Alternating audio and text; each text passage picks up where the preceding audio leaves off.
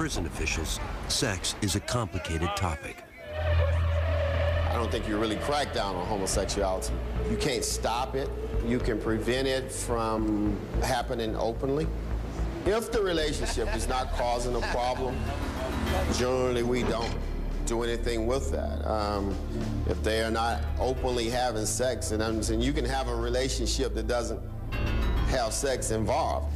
But Mason believes it's the lack of sex that leads to the unrest among inmates. That frustrates these dudes. It's not a man that I know from 8 to 80 right now that wakes up and don't have an erection in the morning time, because that's what happens. We're dealing with reality. So when a man wakes up, first thing comes to the man's mind, damn, I wish I was on the street. Damn, I miss my wife. But behind bars, sex can be a combustible concoction of desire, desperation, homophobia, and predatory behavior, especially at prisons as notorious as California's Pelican Bay. This is the last place they need to be sending a flamboyant homosexual, is Pelican Bay. Inmate Adolph Green was out on the Pelican Bay yard when our producer noticed him and asked for an impromptu interview. I'm flamboyant homosexual, the ones that prefer to try to fix themselves up like a girl. And we call each other girls.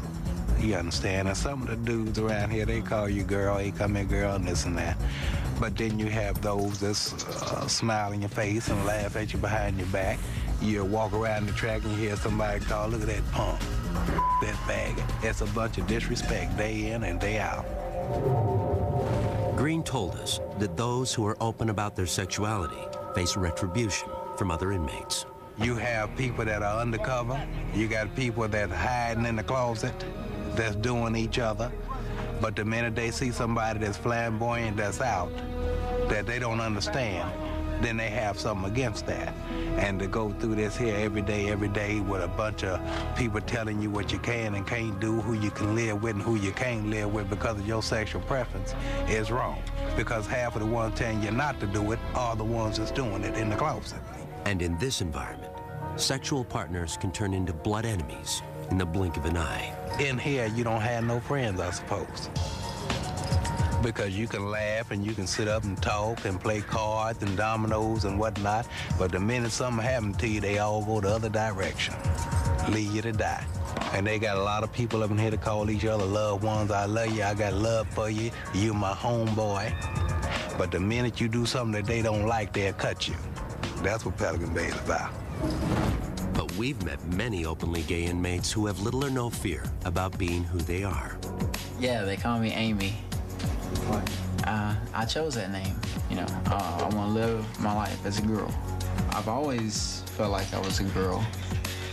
When we met Matthew Campbell, he was serving 12 years for armed robbery and assault at Kentucky State Penitentiary. But his troubles began much earlier. First time I went to jail was 15 years old. I burned the elementary school down. And it's pretty much downhill from there. And as an openly gay man, Campbell's time behind bars has had its challenges. Being gay in prison is really hard. I mean, it's hard enough to do time in here, but the fact that everybody knows that you're gay, there's constant pressure for, you know, sex. You have a lot of people here that, now that they're in prison, they resort to what they have to as far as sex. I have to say there's very few people here that are gay on the streets and gay in here as well. There's a lot of people that say they don't mess around, but then when they get you by themselves, it's like, hey man, what's up? One of the things that struck me about Matthew was how comfortable he was in his own skin. I mean, here's an openly gay inmate in a southern prison, and he didn't have any problems with it. But when we went out to the yard to try and get some B-roll of Matthew playing backgammon, it became clear that a lot of the other inmates did have a problem with him being openly gay. Come on, shorty. Some people just were avoiding him, and he was actually calling out to them. Are you scared? And it wasn't until the cameras went away and we backed off a little bit that people were willing to come up and get involved in the game with him. In spite of the hardships, Campbell told our producer that prison has played an essential role in his life. If I hadn't came to prison, I would have probably ended up dead. Now my family knows I'm gay. You know, I told all them when I came here, So, you know, they all know what to expect from me now, and then, you know, it's like I told them, it's going to be a different person. But before Campbell can prosper on the outside, he'll have to learn how to deal with perhaps his greatest temptation. And it has nothing to do with his sexuality. I'm fascinated with guns. You know, I find guns fascinating. And, you know, I get a gun in my hand, it's like, you know, it's trouble. Coming up on Lock Up Raw, Prison Love. We've been together about 2 years. I'm the wife. They're not only lovers, they're loan sharks. Mostly everybody in here has some type of hustle. And later, the unique complications of a wedding behind bars. You get a ring to put on your hand. Okay. Oh my God, the best ring. Get the wedding started.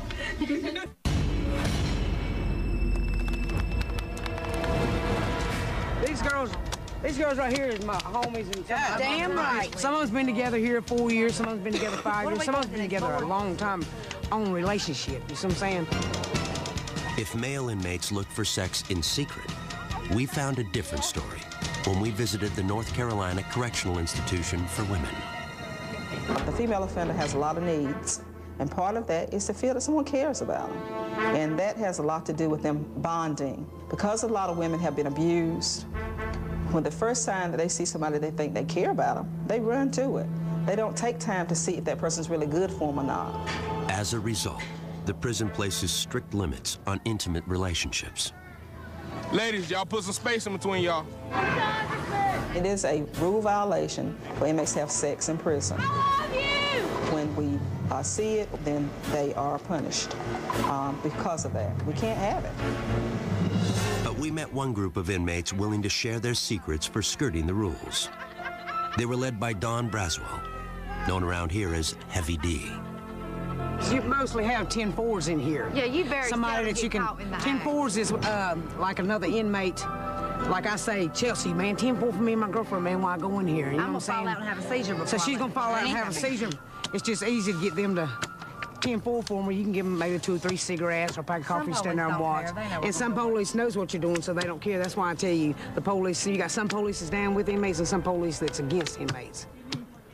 While some inmates sneak away for quick sex, others, like Kathy Phillips and Devin Gann, seek long-term relationships. We have a good relationship. We've been together about 2 years. And for a relationship in here, it's good.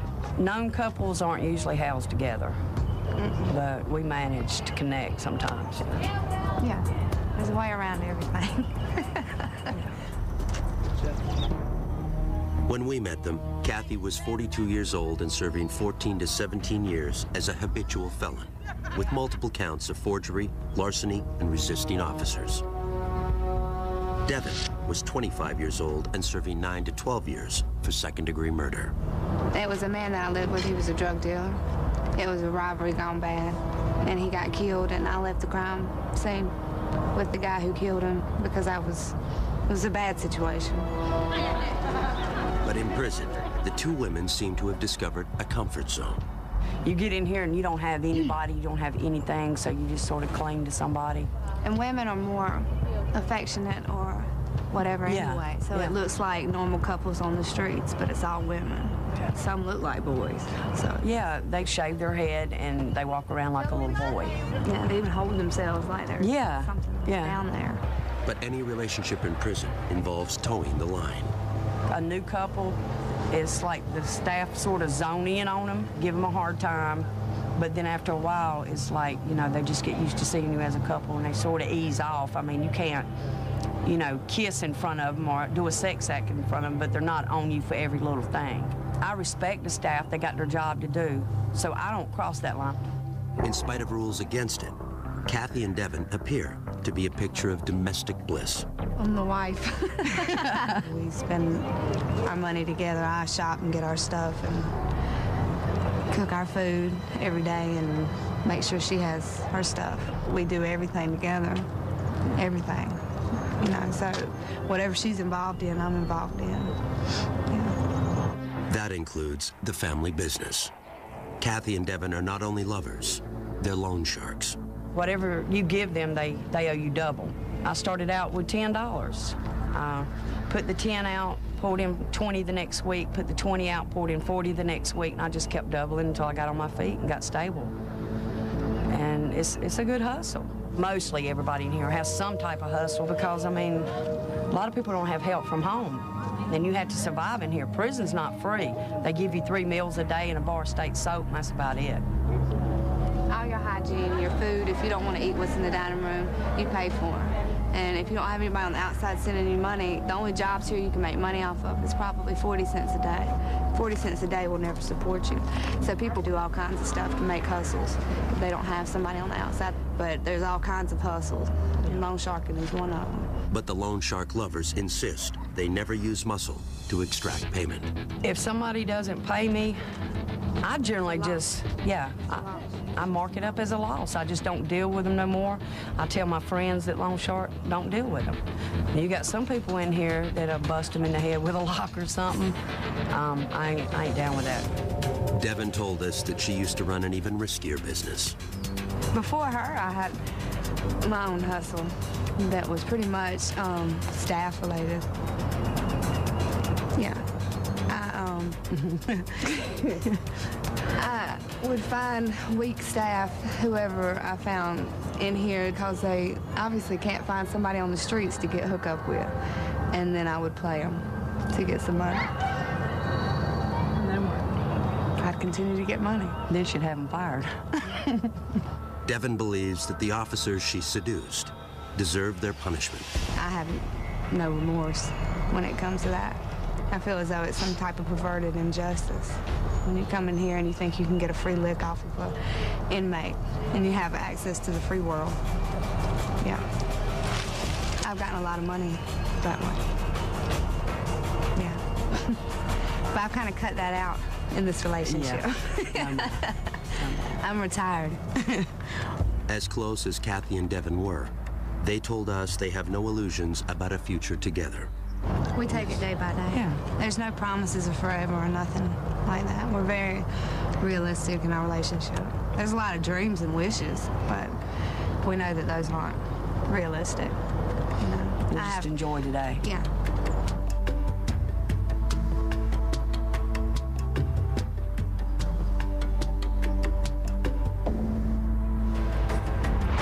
Next on Lock Up Raw, Prison Love. I, Raul, take thee, Leticia. I, Raul, take thee, Leticia. Exchanging vows when the groom is locked up. And later, when visitation includes sex, emotions run high. We're gonna go ahead and let you take one of these ones. I need both of those. You can't tell me that I can't use my personal hygiene for my body. I need both of those. Raul and Leticia. Today is a very special day for both of you, because today marks the beginning of your new lives together as one. Under the best of circumstances, marriage can be challenging, even more so when it begins behind the walls of one of the nation's most dangerous maximum security prisons. Yeah, I can't even touch her or nothing, so you can't even consummate the marriage. The groom, Raul Vidal, has been in California's Pelican Bay State Prison since age 18. I was involved in gang, in the street gang, you know, drugs, violence, all that. We got a little shootout. There were 6 guys in the car they said I shot at. They were hit and all that, so they gave me 6 life terms for that. Because of his gang affiliation, Vidal is assigned to the secured housing unit, where contact visits are not permitted. Right now, here together, you stand free and apart from all other people in this world. Because right now, you stand within that charmed circle of your love together. Vidal and his bride, Leticia Jaime, were childhood friends and had reconnected 5 years earlier. Though it's unlikely Vidal will ever be free, Leticia agreed to marry him anyway. Her son, Ruben, stood in as best man. He has a ring to put on your hand. Okay. Oh my God, the dog ring. Get the wedding tonight. She seen me, the person inside, that I'm a human being. She opened up her house, her heart. She gave me her family. I, Raul, take thee, Leticia. I, Raul, take thee, Leticia. To be my wedded wife. To be my wedded wife. To have and to hold from this day forward. To have and to hold to this day forward. I'm the black sheep of my family. I'm the only one that ever been to prison. I, Leticia, take the Raul To be my wedded husband. to be my wedded husband, To have and to hold from this day forward. to have and to hold for this day forward. I just been thinking about the sacrifice she made, you know, how much she loves me to do something like that. As you take this ring and place it on her hand, Raul, will you repeat after me? I give you this ring. I give you this ring. As a symbol and commitment in marriage. She knows that the possibility of getting out are slim to none. And she accepted that. This is the first day of the rest of your lives together. And we would all hope that tomorrow would be even happier. You may kiss your lovely bride. Though there will be no reception or first dance for this couple, the odds aren't totally against them. According to one study, unions in which one partner is incarcerated are less likely to end in divorce than a conventional marriage. But it gives me the hope, it gives me to feel love. She's just a friend, I'm a friend, and you know, we just got married, so to show love for each other.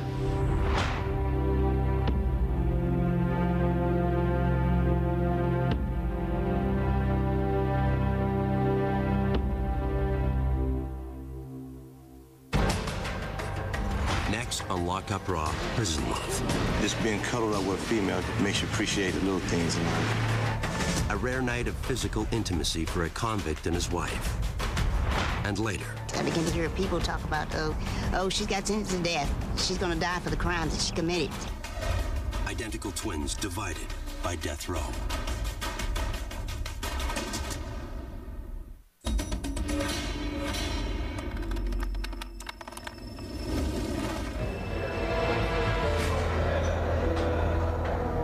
Prison inmates don't have a lot to look forward to, so visitations are a big deal. For some of these inmates, you know, they haven't seen a child or a wife or a parent in years, so it's a very dramatic time when they come to visit them. And in lockup, these visitations have provided some of the most compelling moments in the series. And few visitations provide as much drama as conjugal visits, when an inmate is allowed an overnight stay with his spouse. It makes you appreciate the little things in life. When we met Ron Golden at California's Kern Valley State Prison, he was serving a 22-year sentence for armed robbery and assaults on correctional staff. He claimed that his recent marriage to a childhood friend helped turn him around. Before I was married, I was always in a lot of fist fights and riots, whatever, in and out of hole. Golden's improved behavior earned him the right to a 46-hour conjugal visit with his wife in one of the prison's family cottages. But before the visit begins, Hope Golden must pass through security. Do you have your ID? It's in here. Right. Can you get it for me? It's inside in the envelope. Let me get it from me. Okay. When Ron's wife, Hope, showed up, we thought we'd just get shots of her being processed, coming through the metal detector, opening her bag, getting shots of her and the CO there going through her things. Then it turned into a bit of a scene. Okay, baby oils can't go in either. That wasn't on the list. It's a lubricant. Like, this isn't factory sealed, it can't go in. Everything has to be factory sealed. And this is not in a clear bottle, and it's unopened, and it contains alcohol in it. Everything that is made like that has alcohol in it. Anything that contains alcohol, it specifies in the rules. Everything just about has alcohol in it. It appeared that some of the things that she was bringing in were not allowed, and Hope was not very happy about that. So as things were being pulled out of her bag, Hope started to get a little angry. We're gonna go ahead and let you take one of these in. I need both of those. You can't tell me that I can't use my personal hygiene for my body. I need both of those. Okay, I just talked to my supervisor, and she said... Can I speak with her, please? Because you guys are going a little bit to the extreme. Okay, I'm just letting you know the department's policy. And I'm asking you for some advice. You're asking me to come in here without any type of lotion or oil for my skin. I'm a woman. You guys are really going to the extreme right now. No products with alcohol are allowed. You need to abide by our policies, ma'am. After coming dangerously close to being denied her visit, Hope is allowed to proceed to the prison's gated conjugal unit. There's good things and bad things that you have to go through to get here. Hope Hope says the difficulties of a prison visit are worth it. I knew who he was before I started coming to see him at the prison, and I liked him then because we were friends first.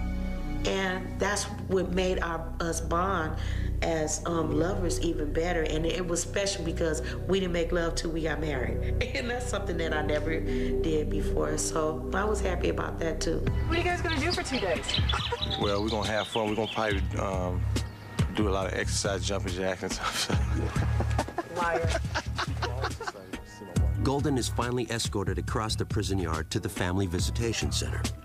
His long-awaited reunion with his wife is just moments away. I'm feeling marvelous, extremely excited.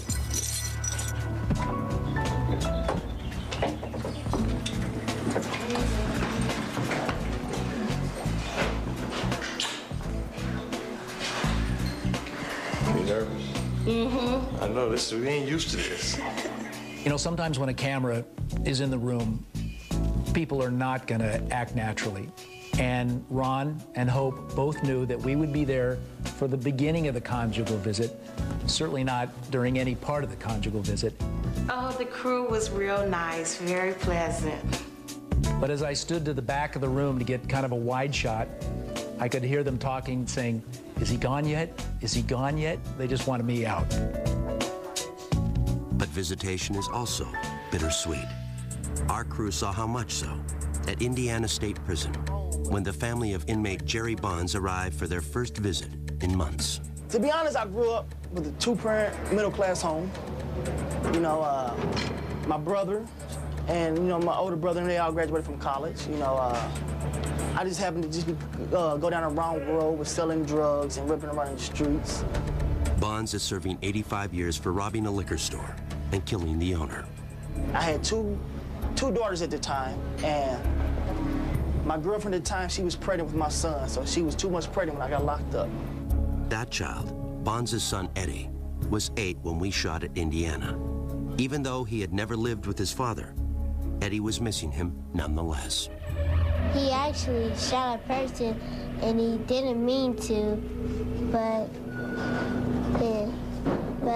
when I see him again, I want to live with him and be with him together so we can go to the park and the museum. His youngest son cries sometimes because he doesn't have his father around. And there's some things that he really needs to be in his life for. But Bonds has had a tough time following the rules in prison as well. His last infraction was for attempting to intimidate an officer.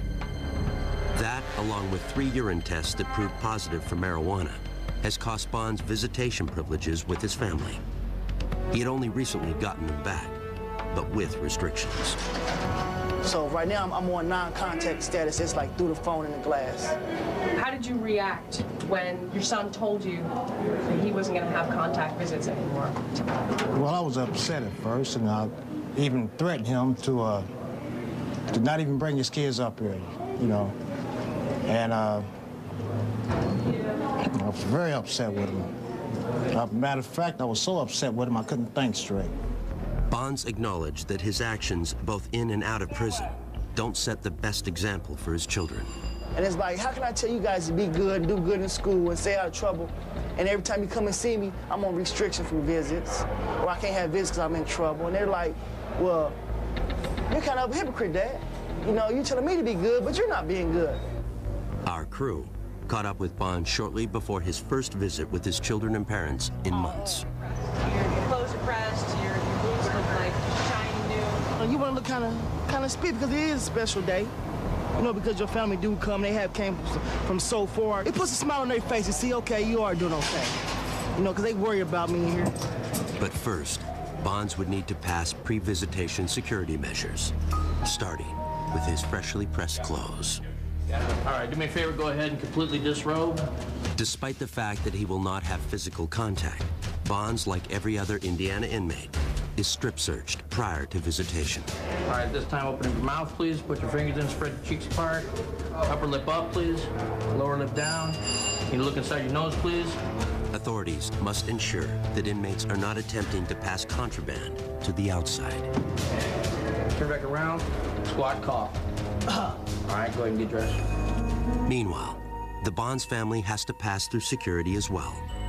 And even though it was nearly a 3-hour drive to get here, Jerry Bond Sr. feels it's worth it. When a person is down, you really have to be there for them, you know? So what we try to relay back to Jerry is that we hope you get out of here sometime soon. And then when you do get out, you know, to pick up where you left off and show these kids that they're not just coming up here for, you know, nothing at all. I'm just anxious, man. I want to see him so bad. I wish I could touch him and hug him, but I guess this is better than nothing. Finally, the waiting is over. What's up, man? What's up? How y'all doing? Good. Y'all looking cute. Thank you. Look up, let me see you. Let me get a smile, man. I ain't seen you in a while. How you doing in school? Which grade you going to, Eddie? Well, the hardest part is like seeing him behind the glass and he's in here and stuff. So I really want him to get out. When his kids can't hug him, like I told him, he's hurting his kids. You know, I can stand the hurt, but sometimes kids can't. What's wrong with Granddaddy? Let me speak to him. Hold on.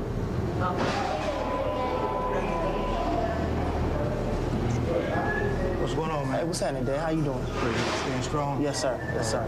Hey, thanks for bringing him up for me, Dad, man. Well, I want to let him know that we love him no matter what, but make it easier on us when we come up here. We're in here with you. Don't make it to where we are locked up, being locked up. You know what I'm saying?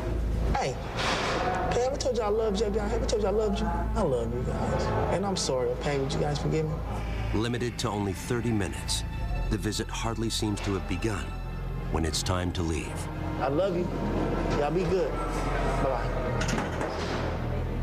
All right, stay strong. Yes, sir. I'm praying, hoping that this is the last time they had to come up here like this and see me behind the glass, because it's not a good feeling. Not a good feeling. I just feel about when I don't see him anymore, I get sad, and when I see him, I get happy. I want him to be here, and then I don't want him to be here. I want him to like learn his lesson while he's here, so that when he comes home, he knows right from wrong and know what to do and know what not to do. As a mother, I'd like to just touch him and are you okay? I want to give him a hug. And I haven't been able to do that, but I know one day I will. Coming up on Lock Up Raw, Prison Love. I love him to death. I'd do anything for Brad, anything, short of killing somebody again. The family bonds that lead to murder, and later. One of the first things that I noticed was something that I never thought that I'd seen in a million years on a prison yard.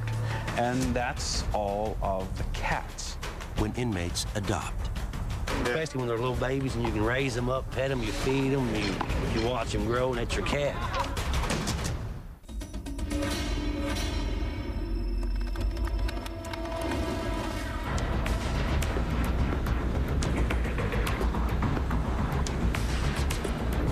The bond one inmate might develop with another is often the only thing that helps them survive the bleak existence of a life behind bars. In some cases, those bonds have existed their entire lives. Over the years, lockup crews have discovered a surprising number of family members serving time together.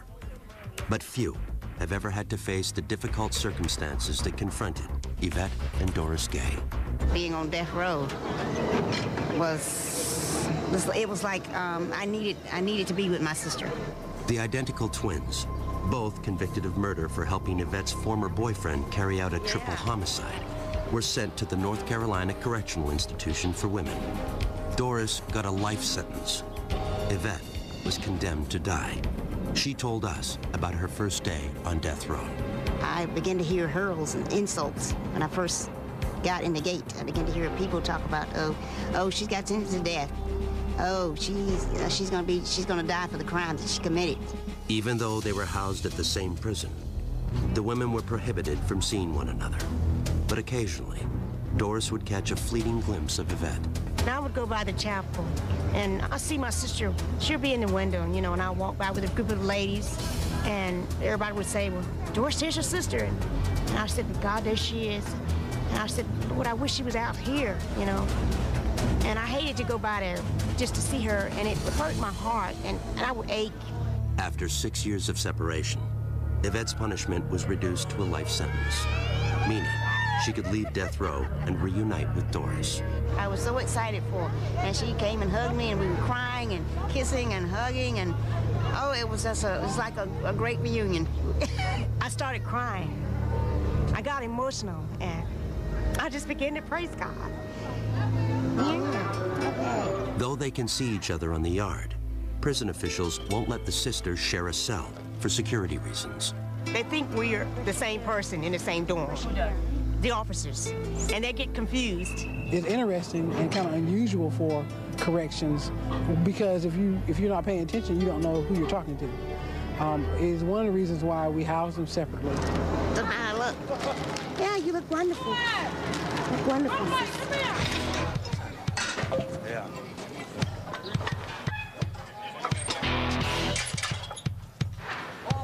That's my only brother. We're really close, we're really tight. We eat together, we live together, we work together. Our visit to the Anamosa State Penitentiary in Iowa led us to another memorable pair of siblings, Michael and Brad Love, whose lifelong allegiance drove them to kill. Growing up, I wanted to be him. You know, he's almost 4 years older than me, you know, and I see him running around drinking and breaking into stuff and doing whatever he's doing, and I'm like, I'm gonna be like him. That's my big brother, that's my idol. And so, you know, I kind of followed in the same footsteps. But as the Love brothers revealed to our crew, those footsteps led down a bloody path that ended at a holiday party in their trailer park. It was Christmas night, 1992. Me and my brother went to a party with what we thought were friends, but they tried to rob us to take the liquor that we had brought. And they just started beating me up. There was like 4 of them. They hurt Brad. I couldn't let him get away with that. They threatened his life, and I couldn't handle that. So we left, went to my trailer. I got a shotgun, my brother got a knife, a Gurkha machete, and we went back out there and did what we did. I remember Mike standing there, and he had the gun pointed up at the door of the trailer. And one of the dudes looked out the window, and he was like, F you, or whatever he said, and boom, and then he shot. So I shot 3 people, he cut up 2. We were both charged with first-degree murder, which carries a life sentence in Iowa. And that's it. Life means you don't ever get out. But Michael wasn't prepared to see his brother suffer that fate. Brad didn't kill anybody. I'm the one that shot and killed the guy. So I didn't think it fair for him to spend the rest of his life in prison. They come to me and say if I pled guilty to first-degree murder, they would plea bargain him down to a lesser time. So he plea bargained down to 125 years, which to me that's still excessive, but it's better than a life sentence. He gets to go home where I'll probably end up dying in prison. How does that make you feel? Makes me feel like a piece of really, man. Here, my only brother, and because of something we did, and we did it together, and you know, he takes responsibility for his own actions. I don't know, man, it makes me feel like I'm that tall because I let it happen. I think in my mind that he's here because of me, so I carry that guilt around every day. He was 18, he turned 18 in county jail. He had a whole life ahead of him. He could have been a pro football player or a rock star, whatever he wanted to be. And I feel in my mind and my heart that I ruined that for him. And there's no way to explain how much guilt I carry around. The Love brothers were initially incarcerated together at another Iowa prison. But once again, Brad followed Michael, and the result was more violence. The last fight that we got into, this guy told on my brother for smoking weed. Mike told me, he said, here, I'm gonna go beat him up. He's like, I want you to shoot jiggers, watch out for us. I said, all right. So I was standing outside the cell, and Mike goes in there, and I don't know what made me do it, but I look in the window, and it was only supposed to be one dude in there, but there was 2 guys, and they was trying to get on Mike. And I was like, no, you know, that ain't gonna happen. So I ran in there, and I grabbed the other dude, and beat him up pretty bad. And then they shipped me out, and then that was it. Yeah, it sucked. Brad was transferred to Anamosa, only to find a long-lost relative was already doing his own time there. My father was in here messing with kids, and you know, I ain't cool with that. And he tried talking to me, but I told him, I said, dude, I just can't, I ain't got no respect for you for what you did. I hate that. That's the worst crime that you can do, including the crime that I did of murder. I think that's worse. In 2003, their father died of a heart attack while still incarcerated. When their mother became ill, authorities approved Michael's request to be moved closer to her home, which reunited the brothers at Anamosa. It's just excited to see him again, man. It was, you know, it's my brother. Can't ask for a better to hang out with. The Love brothers may have found their place, but as we learned, their bond has yet to face its ultimate test. I'll never see him again. Once he gets out of prison, that's it. I'll never be able to visit my brother again because of Iowa law. Anybody on paper or parole can never visit anybody while they're incarcerated. Yvette and Doris Gay know all about that. Since our visit to the North Carolina Correctional Institution for Women, Doris has been paroled. The soonest she will be allowed to visit Yvette is in 2012, when her probation expires. Brad and Michael Love have more time. Brad is currently eligible, but has not yet made parole. So we're going to spend as many years together here as we can. I love him to death. I'd do anything for Brad, anything, short of killing somebody again. Coming up on Lockup Raw, Prison Love. These cats is their kids. And you mess with one of the cats, I mean, these cats is their family. That's all they've got. The special bond between prisoner and pet. It's like anything, true with love and respect, it'll treat you with love and respect back.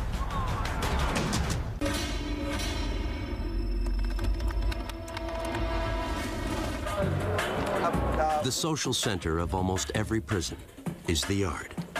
It's the rare space where inmates socialize, exercise, and occasionally fight to the death. But lockup crews have found that on some yards, even at dangerous maximum security institutions, inmates have found something to fill their hearts with love and nurturing, just not for each other. This is Bane. This is my buddy cousin, Ted. Nobody's family home cat I could see could be happier than these cats in here. One of the first things that I noticed when walking out of the yard in Kentucky was something that I never thought that I'd seen in a million years on a prison yard. And that's all of the cats. They were all over the place. Nobody remembers exactly when dozens of stray cats began to adopt Kentucky State Prison as their home. And as our crew discovered, the inmates were more than happy to adopt the cats as pets. Especially when they're little babies and you can raise them up, pet them, you feed them, you watch them grow, and that's your cat. They're like a kid. It was really amazing to see all of these felons, the guys that were in the state's maximum security penitentiary, with cats climbing all over them. They had them up on their shoulders, they were petting them constantly, and it was really interesting how the inmates had developed very, very nurturing relationships with these cats. We've got all kinds of cats, and you've got these guys here that these cats is their kids. And you mess with one of the cats, I mean, it's just like messing with my kids at home. I mean, these cats is their family. That's all they've got. And like any proud parent, the inmates shared photos of their favorite felines. We cat lovers up here. Now here comes one. This is a monster right here. People had specific cats, and if you didn't want anything to happen to that cat, the last thing you were going to do is commit an act of violence that would send you to segregation where you couldn't care for it anymore. So in this funny little way, the cats contributed to a lower level of violence on that yard. The vet comes once a month. You can buy dry food and medicine and toys and stuff like that. So guys work hard at their jobs to earn their money, and they'll spend it on. And sometimes their bet deal's 60, 70, 80 bucks, takes everything they've got. Come on. Just give me some room.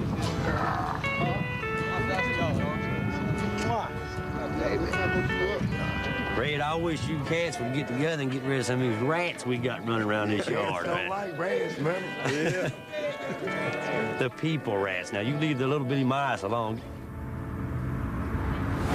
We found an even more unlikely bond at California State Prison, Corcoran. It's like anything, true with love and respect, it'll treat you with love and respect back. We were just kind of out on the yard shooting, and I looked over it and I saw these guys petting something. And at first I thought it was like a kitten, and it ended up it was a gopher that they had tamed. We shampoo them, give them a little bath so they don't bring the dirt mites in and play with them and let them run around in our cells, feed them apples, lettuce, take care of them, and they're good little pets. It's like the best companion I've ever had. A lot of the guys that we ran into have probably never had anybody, you know, to love, or anything or anybody to love them. And, you know, when you run into somebody who is, you know, adopted a gopher and it gives him some sort of outlet for affection, it's got to be a good thing. But we found a very different case of inmate-creature bonding inside California's San Quentin State Prison. Mike Miller is my real name, and the staff here call me the Birdman of San Quentin. The first day I got here at San Quentin,